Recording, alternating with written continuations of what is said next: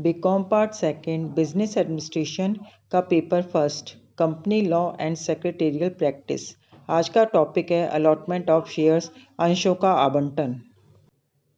विवरण एक ऐसा प्रलेख है जो जनता को कंपनी की प्रतिभूतियों अर्थात अंशों और ऋण पत्रों को क्रय करने का प्रस्ताव करने हेतु निमंत्रण देता है, जिसके परिणाम स्वरूप जनता में से कुछ लोग प्रतिभूतियों को क्रय करने हेतु अपने प्रस्ताव आवेदन पत्र के रूप में कंपनी के पास भेजते हैं और कंपनी उन सभी आवेदनों पर अथवा उनमें से कुछ आवेदनों पर कुछ प्रतिभूतियां आवंटित करने का निर्णय करती है। इस प्रकार यह जनता के प्रस्ताव पत्रों अर्थात आवेदन पत्रों को स्वीकार करती है। इसे ही अंशों का आवंटन कहा जाता है। आवंटन का तात्पर्य कंपनी की पहले से ही अविनियोजित अंश पूंजी में से किसी संख्या में अंश किसी व्यक्ति को विनियोजित करने से है। नेक्स्ट डेफिनेशन है न्यायाधीश चिट्टी के अनुसार। न्यायाधीश चिट्टी ने एक मामले के निर्णय में लिखा है कि अंशों के लिए आवेदन स्वीकार करने को ही आवंटन कहते हैं। तो इस प्रकार से हम कह सकते हैं कि आवंटन यानी अलॉटमेंट का तात्पर्य जनता से अंशों के क्रय करने के लिए प्राप्त आवेदन पत्रों को स्वीकार करने से है। लेकिन एक यहाँ पे बात बड़ी इम्पॉर्टेंट है कि यहाँ पर आवंटन से तात्पर्य केवल उन अंशों के आवंटन से ही है जिनका पहले कभी अलॉटमेंट नहीं किया गया था। अर्थात यदि कंपनी अपने कुछ अंशों का हरण यानी फोरफीचर करने के बाद में उन अंशों को री इशू करने के लिए अलॉटमेंट करती है तो उस अलॉटमेंट को या आवंटन को इस परिभाषा के अंतर्गत शामिल नहीं किया जाता है।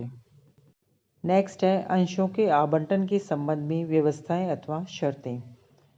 अंशों के आवंटन की जो विभिन्न शर्तें हैं या व्यवस्थाएं हैं उनको दो प्रमुख भागों में बांटा जा सकता है।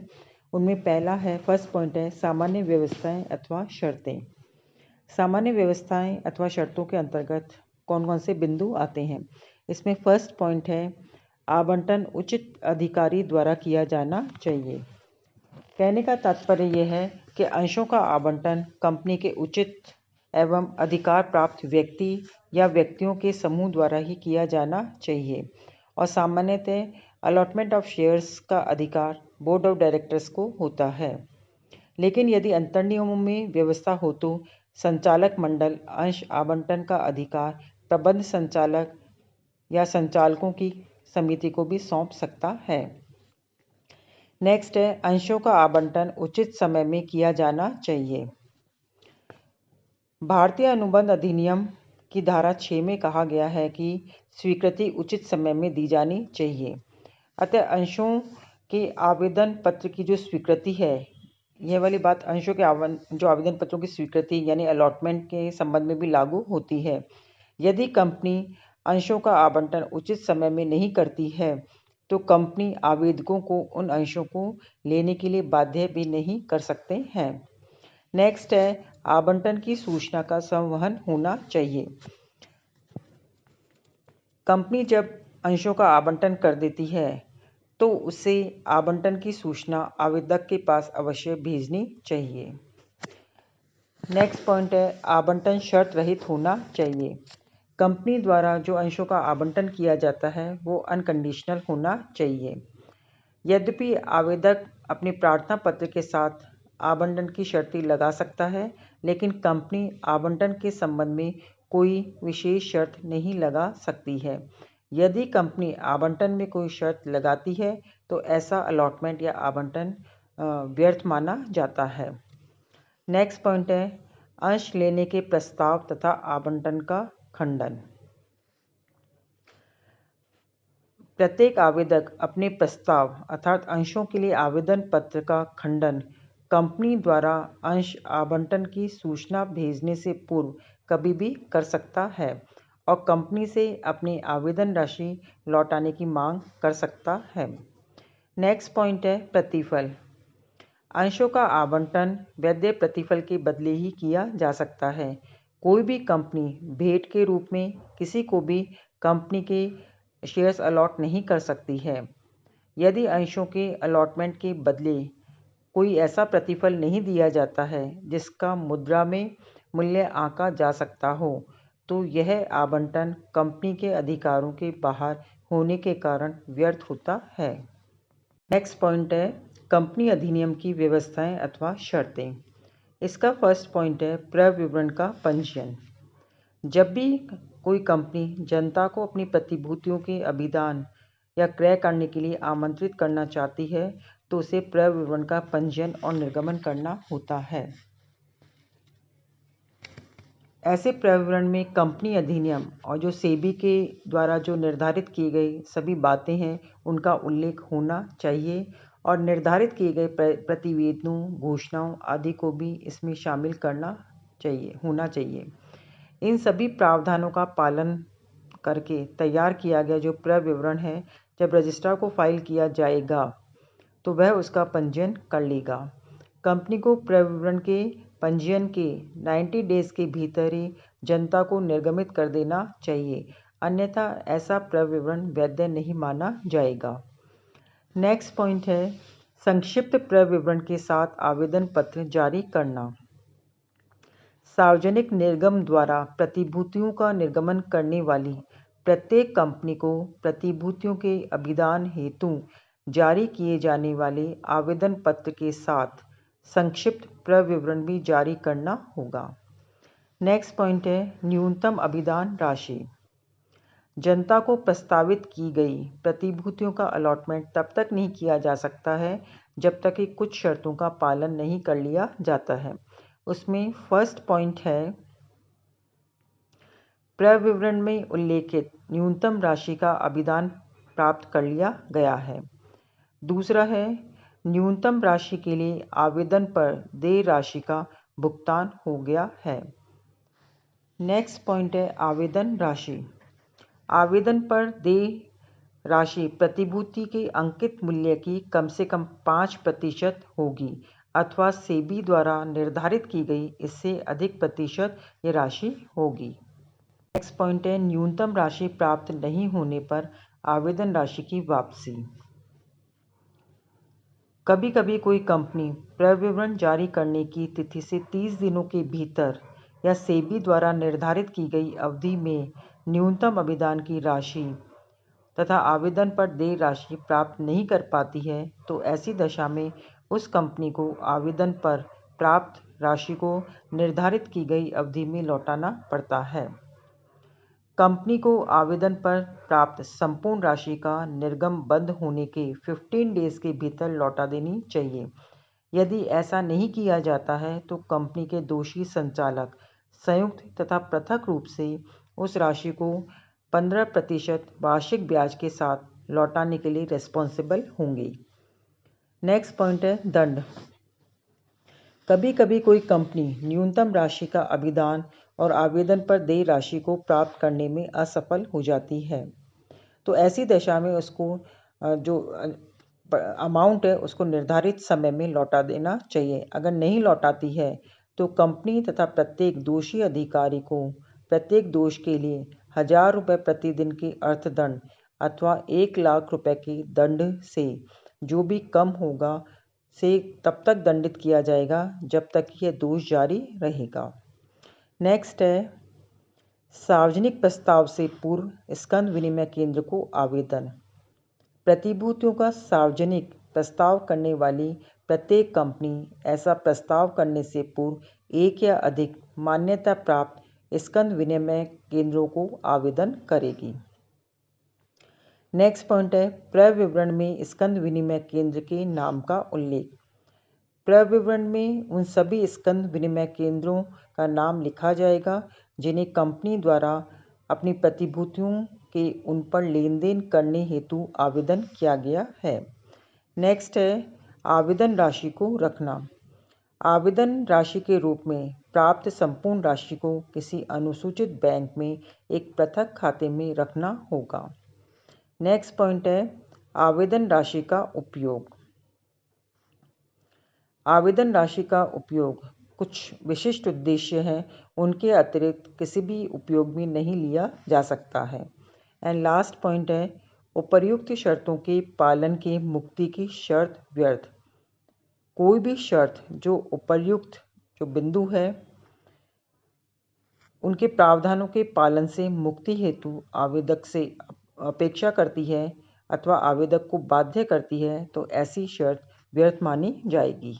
नेक्स्ट मेन हेडिंग है अंश आवंटन प्रक्रिया के चरण। प्रत्येक सार्वजनिक कंपनी प्रविवरण जारी कर जनता को अपने अंश प्रस्तावित करती है तो उसे अंशों का आवंटन करते समय कंपनी अधिनियम और सेबी के डिफरेंट नियमों का पालन करना पड़ता है। इसके लिए एक निश्चित प्रक्रिया है, उस प्रक्रिया के अकॉर्डिंग ही कंपनी अपने शेयर्स अलॉट कर सकती है। उसमें फर्स्ट पॉइंट है आवेदन पत्रों को एकत्र करना। निर्गम रजिस्ट्रार सभी बैंकों की शाखाओं तथा सिंडिकेट सदस्यों से अंश आवेदन पत्रों को प्रतिदिन एकत्र करवाने की व्यवस्था करता है। नेक्स्ट पॉइंट है आवेदन पत्रों की सूचनाओं को कंप्यूटर में डालना। नेक्स्ट जो निर्गम रजिस्ट्रार है वो प्राप्त आवेदन पत्रों में से प्रत्येक की सूचनाओं को कंप्यूटर में डालने की व्यवस्था करता है। इसमें आवेदक का नाम, पता, आवेदन पत्र संख्या, पैन कार्ड संख्या, आवेदित अंशों की संख्या, प्राप्त आवेदन राशि, बोली लगाने का मूल्य अर्थात बुक बिल्डिंग की दशा में, अमूर्त प्रतिभूति खाता संख्या आदि को कंप्यूटर में फीड कर दिया जाता है। नेक्स्ट पॉइंट है कोषों का एकत्रीकरण और पृथक खाते में हस्तांतरण। आवेदन पत्रों तथा चेकों को एकत्र होने के बाद में चेकों की राशि एकत्र की जाती है और सभी प्राप्त राशि को एक पृथक खाते में हस्तांतरित कर दी जाती है। नेक्स्ट पॉइंट है आवेदन पत्रों का परीक्षण करना। उसके पश्चात निर्गम रजिस्ट्रार प्राप्त आवेदन पत्रों और उनके आवेदकों का परीक्षण करता है। जो अपूर्ण आवेदन पत्र है, जाली और डबल आवेदन पत्रों, अनादरित चेकों के आवेदन पत्रों आदि को आवेदन पत्रों की सूची से बाहर करके निरस्त कर दिया जाता है। नेक्स्ट पॉइंट है आवेदन पत्रों की वर्गानुसार छँटनी करना। उसके पश्चात जो निर्गम रजिस्ट्रार है वो आवेदन पत्रों की उनके वर्गों के अनुसार छँटनी करता है। ये वर्ग निम्न इस प्रकार से हो सकते हैं अंशों के आरक्षण के आधार पर और दूसरा है आवेदित अंशों की संख्या के आधार पर। नेक्स्ट पॉइंट है निर्गम मूल्य का निर्धारण। पूर्व निर्धारित मूल्य के निर्गम की दशा में निर्गम मूल्य का निर्धारण करने की आवश्यकता नहीं पड़ती है, लेकिन बुक बिल्ड निर्गम की दशा में मूल्य विस्तार के विभिन्न स्तरों पर प्राप्त बोलियों या आधार मूल्य से अधिक मूल्य पर प्राप्त बोलियों के आधार पर निर्गम मूल्य का निर्धारण किया जाता है। नेक्स्ट पॉइंट है आवंटन आधार का निर्धारण। आवंटन प्रक्रिया के इस चरण में अंशों के आवंटन के आधार को निर्धारित किया जाता है।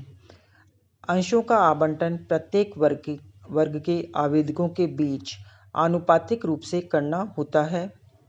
ऐसा करते समय आवंटित अंशों की संख्या कम से कम आवेदक के लिए निर्धारित न्यूनतम संख्या के बराबर रखनी होती है। आवंटन के आधार को निर्धारित करते समय प्रत्येक वर्ग के आवेदकों के लिए आरक्षित प्रतिशत अंशों को भी ध्यान में रखना होता है। नेक्स्ट पॉइंट है स्कंद विनिमय केंद्र की अनुमति प्राप्त करना। उसके बाद में निर्धारित स्टॉक एक्सचेंज से अंशों के लेन देन की अनुमति के लिए आवेदन करना होता है। नेक्स्ट पॉइंट है आवंटन सूची तैयार करना। आवंटन के आधार के तय हो जाने के बाद निर्गम रजिस्ट्रार आवंटन की सूची तैयार करना प्रारंभ कर देता है। नेक्स्ट पॉइंट है संचालक मंडल द्वारा संकल्प पारित करना। जैसा कि हम जानते हैं कि अंशों के आवंटन का अधिकार कंपनी के संचालक मंडल को अथवा उसके द्वारा नियुक्त संचालकों की समिति को होता है। इस हेतु संचालकों को अपनी सभा में एक संकल्प पारित करना होता है। नेक्स्ट है आवंटन की सूचना और रिफंड पत्र भेजना। उसके पश्चात निर्गम रजिस्ट्रार सभी सफल आवंटियों को उन्हें अलॉटेड शेयर्स की संख्या की सूचना देता है और साथ ही अतिरिक्त राशि के रिफंड लेटर भी भेजता है। नेक्स्ट पॉइंट है अंश जमा कराना और अंश प्रमाण पत्र भेजना। आवंटन के बाद अंश प्रमाण पत्र भेजने का कार्य आजकल सामान्यतः नहीं होता है, क्योंकि आजकल अंश सीधे ही अमूर्त खाते डीमैटेरियलाइजेशन अकाउंट यानी डीमैट अकाउंट में जमा करा दिए जाते हैं। इन खातों में अंशों का हस्तांतरण आवंटन की तिथि से 2 कार्य दिवसों में कर देना होता है। नेक्स्ट है आवंटन के आधार पर विज्ञापन। आवंटन के आधार के निर्धारण तथा संचालक मंडल द्वारा अनुमोदन के बाद लीड मर्चेंट बैंकर कंपनी की ओर से एक विज्ञापन देता है तथा इस विज्ञापन में निर्गम के अभिदान और आवंटन से संबंधित विभिन्न सूचनाओं का समावेश होता है। ऐसा विज्ञापन आवंटन प्रक्रिया के संपन्न होने के 10 दिनों के भीतर देना होता है। लास्ट पॉइंट है आवंटन विवरणी प्रस्तुत करना। कंपनी को संचालक मंडल द्वारा अंशों का आवंटन करने के 30 डेज के भीतर आवंटन विवरणी कंपनी रजिस्ट्रार के पास प्रस्तुत करनी होती है। तो इस प्रकार से आज का लेक्चर यहीं ख़त्म होता है। आज मैंने आपको विस्तृत रूप से अलॉटमेंट ऑफ शेयर्स के बारे में आप लोगों से चर्चा की।